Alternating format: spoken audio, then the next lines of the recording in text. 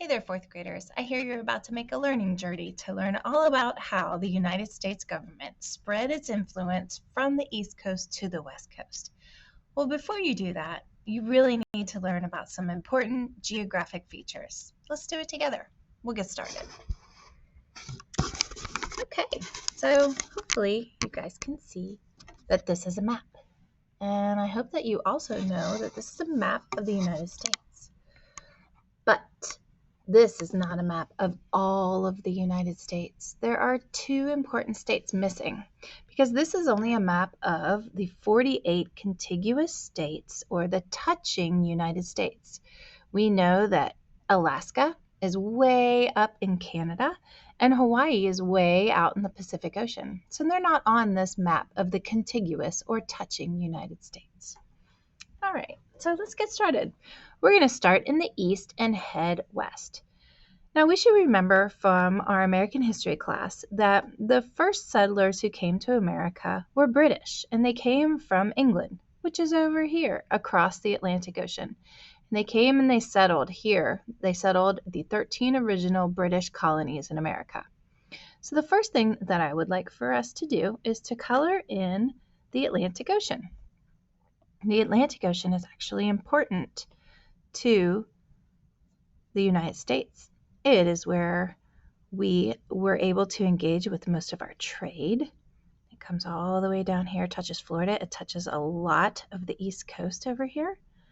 All right, just get that good colored in blue. We know that on maps, we use blue to show that something is a body of water. And once you have that colored in, we're going to go ahead and drop the Atlantic Ocean label right in the middle of the ocean. And my Atlantic Ocean label is right here. You might notice that I have a bunch of words down here. This is my to-do list. When all these words are gone, I know that I have labeled everything I need to on my map. All right, so let's keep heading east. So the British settlers ended up settling right here on the edge of the Atlantic Ocean on this part of land that was very easy to settle. And the reason it was so easy to settle is because it was like a big flat plain. And this plain touched the Atlantic Ocean. So this plain is actually known as the Atlantic Coastal Plain. So we're just going to color that in green with our paintbrush to show that we know that this was a plain, a flat area of land that touched the coast of the Atlantic Ocean. And we're going to go ahead and drop that word Atlantic Coastal Plain onto that land. Okay, so those settlers mostly stayed here for a while, and they didn't travel west, not too far, because when they tried to travel west, they actually landed in a mountain range, because there is a mountain range right here to the west of the Atlantic Coastal Plain. This is the Appalachian Mountains, and it stretches from where we live in Georgia all the way up through West Virginia and on the way up here. I want to talk to you for a second about the Appalachian Mountains while I'm dropping this name tag in there. The Appalachian Mountains are really special mountains. They are the oldest mountain range in America. And what happened to the Appalachian Mountains is because they were so old that during the Ice Age, glaciers from up here in Canada actually scraped all the way down this continent. They melted a little bit and made these great bodies of water up here, and those glaciers actually traveled, ground themselves all the way across the Appalachian Mountains. And when they did that, they acted like a big cheese grater, and they just scraped off the tops of these mountains. So the Appalachian Mountains are not only the oldest mountains in America, they're the shortest too, because they got cheese grated by a glacier a long time ago. True story. Okay, up here where I said there was some body of water that was made by a glacier, well, this is the Great Lakes. And they are great because they're huge. So we're just going to color those in blue, showing that we know they're a body of water. Now, the Great Lakes, sometimes it's hard to remember them. And I have a little trick for doing that. I just remember that the Great Lakes, each one starts with a letter that spells homes. Homes.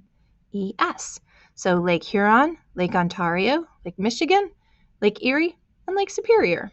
I think that's kind of a fun little trick. Alrighty, so up here is the Great Lakes. We're going to go ahead and drop our Great Lakes label up there on the lakes. Boom, great. We're making some good progress. So we started in the Atlantic Ocean. We're heading west.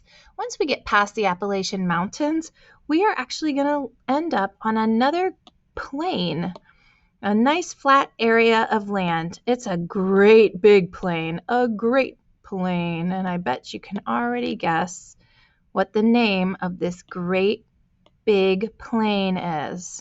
Did you guess it? Yeah, you're right. It is the Great Plains. You guys are so smart. So just go ahead and color that yellow to show that that's a nice big Great Plain. This is actually otherwise known as the breadbasket of America. There's a lot of farmland out here. You'll find Kansas and Iowa and lots of really cool states for growing things. So we're going to grab Great Plains and drop it out there in the Great Plains. So good. All right. Now, coming south of the Great Plains, we're going to hit a body of water down here. This body of water, we're going to color blue.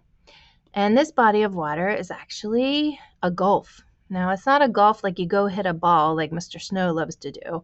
It's a gulf with a U, meaning a body of water that has been surrounded on 3 sides by land. And the land that surrounds this is Florida, a little bit of Alabama, Mississippi, Louisiana, and Texas. And this is actually known as the Gulf of Mexico, which is a super important body of water. You guys are going to learn about that pretty soon. I would think next week, maybe this week. And you might notice that the Atlantic Ocean is actually a freeway to get into, the Gulf of Mexico down here. And once you, so I want to talk to you a little bit about travel by water. You should remember from your American history studies that traveling by water was a lot cheaper and less expensive than it was to travel by land. You didn't have to feed your horses when you traveled by water. You just had to get in a boat and float. So humans tried to travel by water as much as possible to save resource. Okay, so we could travel from the Atlantic Ocean into the Gulf of Mexico. There's another really important waterway that pours into the Gulf of Mexico. It is the mighty Mississippi. I love spelling Mississippi. Mississippi. Who said pee-pee? Me? No, you said it, not me. All right, sorry. The Mississippi River is our nation's biggest, mightiest, most amazing river. And it starts all the way up in Minnesota. And its source is in a little lake called Lake Itasca. And it just kind of winds down through here. And it comes out into the Gulf of Mexico. And I'm going to draw some little lines down here because actually when it hits the Gulf of Mexico, it turns into a delta with lots of little rivers. And Lake Itasca is the lake where it started. Now, Lake Itasca is 2 Latin words, tas from veritas, meaning true, and caput, meaning head. So Lake Itasca actually means true head or true source. I think that was a fun little fact. Okay, moving west from the Great Plains, we run into another mountain range. Now, this mountain range is our nation's youngest and mightiest mountain range. And actually, this mountain range stretches from all the way down to Mexico, all the way up through Canada. And this mountain range is formed by 2 big plates on either side that are pushing together. So it's actually still pushing those mountains up. They're still growing. The Rocky Mountains are still growing. That's a true story. So the Rocky Mountains get a little bit taller. I just lost the Rocky Mountains. There we go. Rocky Mountains get a little bit taller all the time.